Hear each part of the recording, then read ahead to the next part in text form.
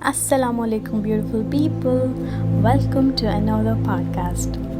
Allah says in the Quran, indeed, and that is the sign for the people who think. So, the Quran is a book of science for the people to contemplate and make an intellectual decision. In today's world of science and technology, many advancements and discoveries have been made. But the science about these discoveries are already said in the Quran, which was revealed in the age of literature and poetry 1400 years ago.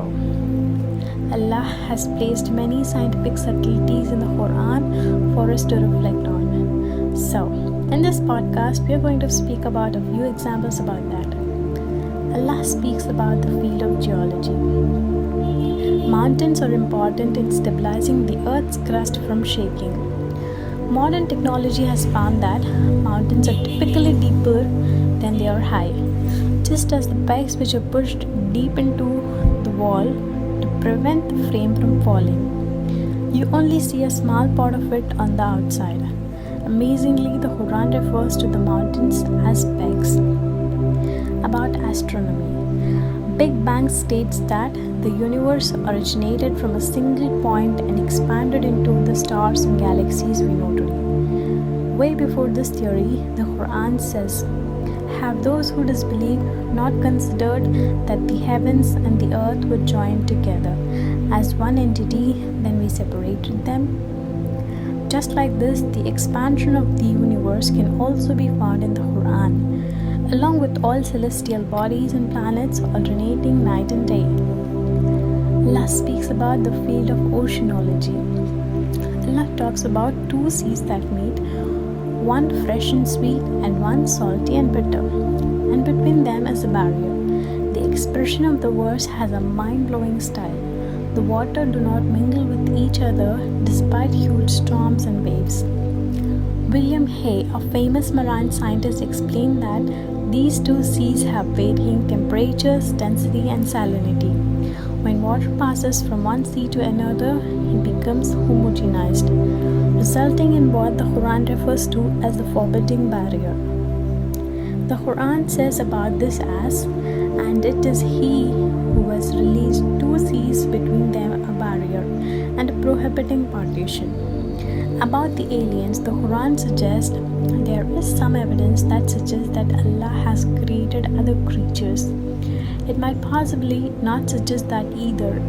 There are evidences. Number one, He has created things you never know. You don't know about. So you will never know, which means this is not something you can see. He created that which you do not know. Allah has created all of the heavens and the earth, and He has scattered throughout them creatures. Not just on earth. The samawat in the verse means it's not just our heavens, it's beyond our heaven. And Allah says He has scattered creatures and all of them, and if He wants to unite them, He will. Science has found that the solar system is not stationary but is in fact moving towards a fixed point known as a solar apex. The Quran talks about the darkness in the depths of vast deep ocean, where if a man stretches out his hand, he can hardly see it. Without modern equipment, the deepest a man can dive is about 20 meters. Only after 200 meters is sunlight absorbed rapidly.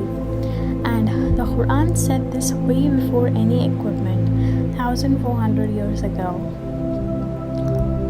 Allah speaks about the field of biology. In just a few lines, the Quran gives us a description of how the human is formed, which science has proved is in the correct chronological order. Particularly, Allah describes the word Allah, which has three separate meanings when translated. 1. Blood clot. 2. Something that clings. 3. A leech. The first two meaning resemble the embryo without a doubt. The embryo of 24 to 25 days also looks like a leech. Allah ends the verse by saying that we brought it forth as another creation. With advancement in science, We now know that the initial stages of development in many animals are strikingly similar. Science also tells us that the sun's fuel will eventually run out, causing it to die. The Quran captures both these points in one verse, and the sun runs on course towards its stopping point. That is the determination of exalted in might,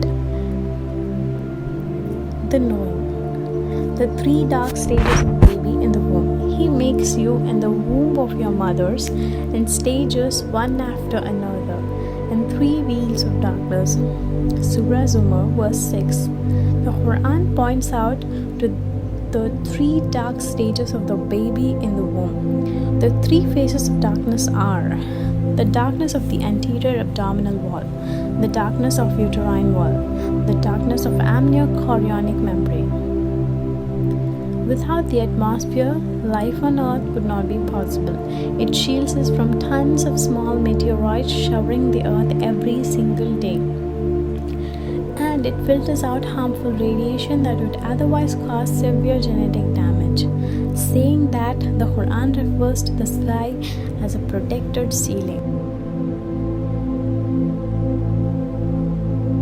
In Islam, faith is not blind. It is based on knowledge and rational thinking. When Muslims are asked how is Quran the word of Allah, it's difficult to give a satisfying answer because there's just so much that can be said. Quran is a miracle. In this podcast, I've mentioned only a few examples out of the immense science. What's more fascinating is the Quran was recited by the man who could not read or write 14 centuries ago, over 23 years, which makes it clear that Quran is the word of Allah. You might be thinking why the Quran is in Arabic if most Muslims aren't Arabs. Well, Allah tells us why in many verses. In one, He says to remove any crookedness or confusion, and in another so that it may be perfectly clear. We now know that Arabic is one of the most eloquent languages that delivers incredible depth and precision with least amount of words. In Arabic, one single word can translate into a full descriptive sentence. If the Quran was in English, it must have been thousands of pages thicker, if not more, just to carry a close enough meaning. It has a huge effect on the people who listen to it. It literally brings people to tears, despite them not understanding the language. So that's it for today, guys. Like the video if you love exploring Quran, and share the knowledge with